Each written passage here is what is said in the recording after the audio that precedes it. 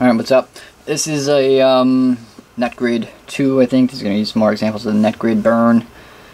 Probably going to do 2 examples of trees, and then go with geyser. Alright, so, I mean, this right here is an example that's a mystery to myself, whereas, I mean, it's probably just burnt in like everything else in this planet, where it's just burnt in images. This example right here is a little bit different. This is in a living tree, and it does take the tree a long time to grow and stuff. So, like, I mean, you see this face right here, the eye, nose, and a mouth. Was it carved out by the thing as a little face, and it grew up and matured into this big face, or like how the hell does a burn concept go with this example? This is actually quite of a mystery to myself, because the tree's going to be growing. And like, how did they get the ridges of the thing? But yeah, this is a little bit different, because if it burns the image into it, how does it not grow out of? I mean, trees take a very, very long time to grow. This tree right here is like hundreds of years old or something like that, but it's still a little bit weird, though. Like, you burn the thing into the bark, and this thing's like chiseled into the bark. I mean, this is not stamping dust to make the face, like, you know, your wall has like this stamp of this face of this image. It's because it's stamped that fucking dust right into the friggin' wall to make the face, or whatever, or the smudge marks, or the whatever the hell it is that they're stamping into this shit. I don't know. But this does exist. This is a tree that has all these faces kind of carved into it. It almost appears to be. So it could be that system could, I mean, it does have the capability of pushing matter. Same thing with that stamp thing. Same thing with, you see the clouds. The clouds are shaped within faces, so they're totally moving matter and particles and stuff like that to actually go into the place that they want to. Now they're moving a more heavier thing than just air particles. It's moving a tree bark or whatever it is. I mean, it's still a little bit of a mystery to myself, but yeah, it does exist. There's another example.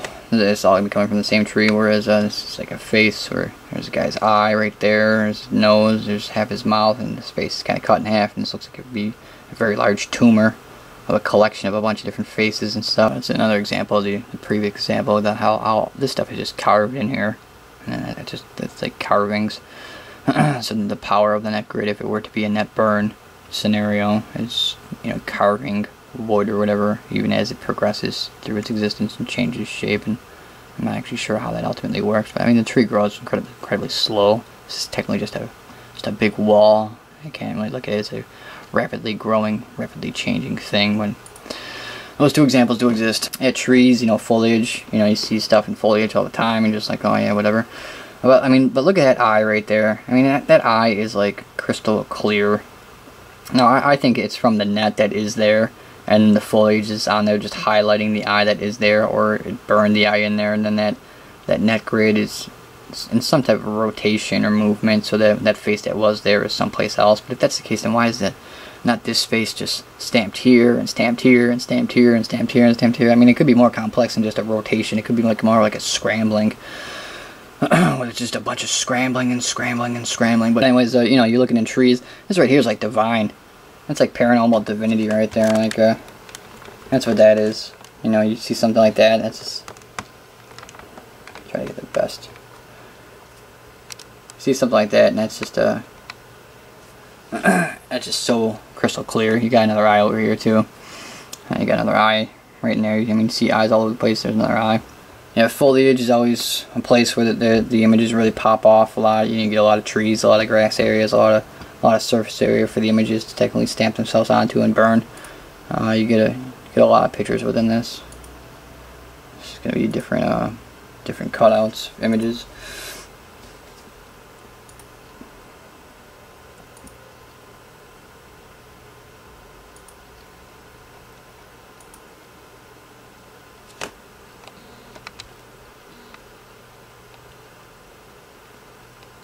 This one's a little bit weird right here.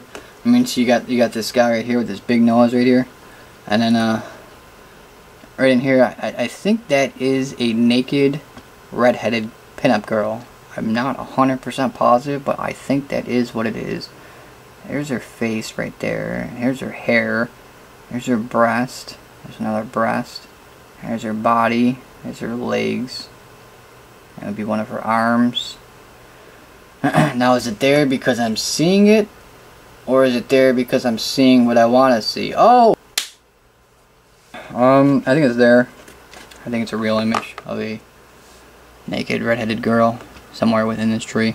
It's burnt in.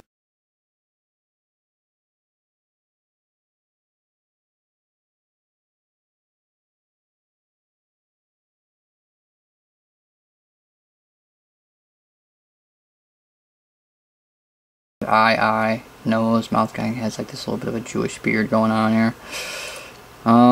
Here you can see if you make the angles in the right spots, you can kind of make it like a three-dimensional object, because you know technically this is like just a waves and waves and waves and waves and waves of images. If you make the right cuts in the right places, you can actually make the images higher, heightened than the other images, and start to get to where like all the angles are of the image, and or it could just be a bunch of lines in there. But if you do put the lines in the right places, you can start making this two-dimensional image that technically is a flat hologram into more of a three-dimensional piece. This appears to be a dwarven being. Eye, nose, some mouth ears, a bushy beard. It's a big gray alien.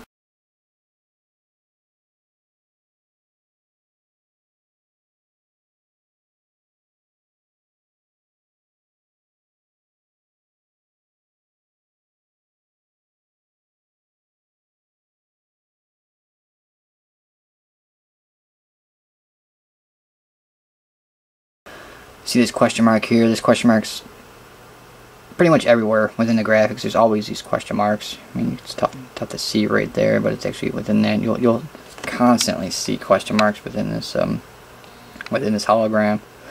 Not sure if it means question, like they're, if it means like that, like in the English language, or it means something else. But it's always within the pictures. So these trees.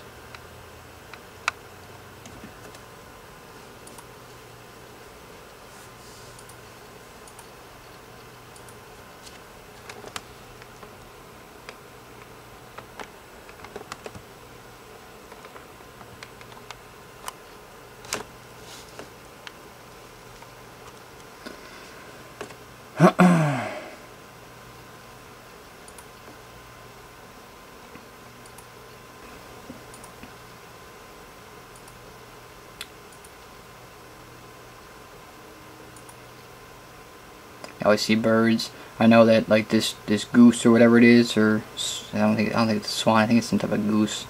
It's one of the images of that they that you see a lot within graphics. Like it's like some type of significance or an animal of some type of division within their culture or something. Like there's like some type of goose, a specific type of goose that there's is goose the right bird or swan, or I'm not sure whatever that bird is.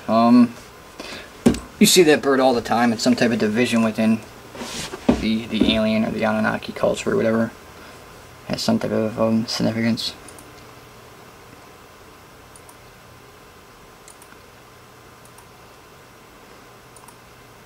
That's that letter code. I think I already previously went over this. I'm just stringing up this type of code.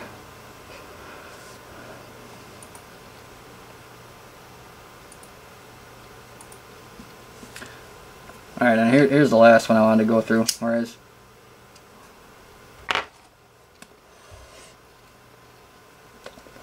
Alright, so here's a geyser. And there's nothing in the sky. I mean, technically there is, because I can already see letters right there, and I can... Let's see, is this as clear as I can get this? Like, you can already see in the back, where there's a lot of matter for there to be imprints. There's already a face of a gray alien right back there. There's his mouth, there's a nose, eye.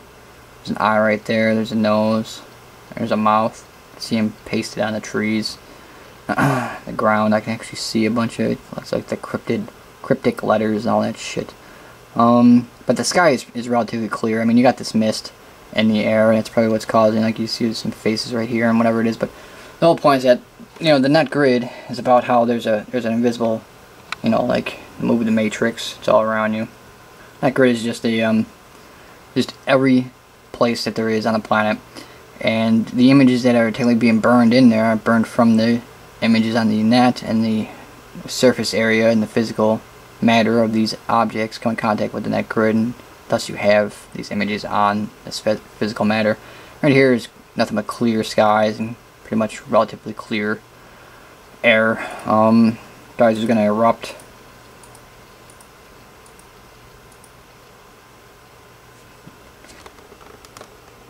See that face right there? It's a face of a profile, eye, nose, mouth.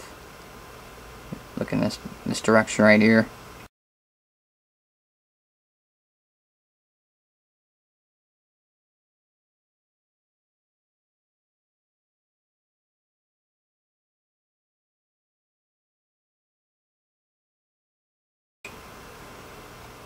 Eye, nose. It's gonna always be this profile shot right here. I mean, it's gonna change around a little bit, but the way I interpret it as, I mean, you can actually view it however you want to, but there's a face over here, there's a mouth, nose, eye, top of the head.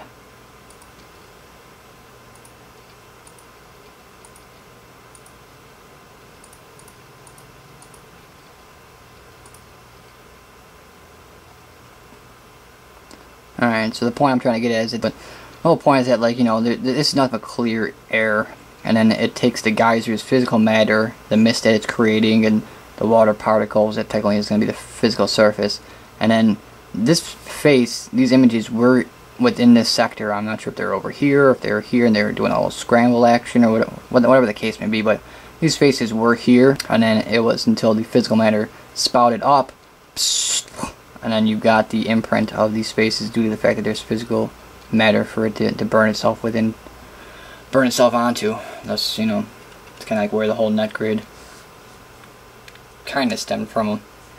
And I think that's it. I think that's all I'm going to be going over right now. Yep, that's it. Alright, thank you.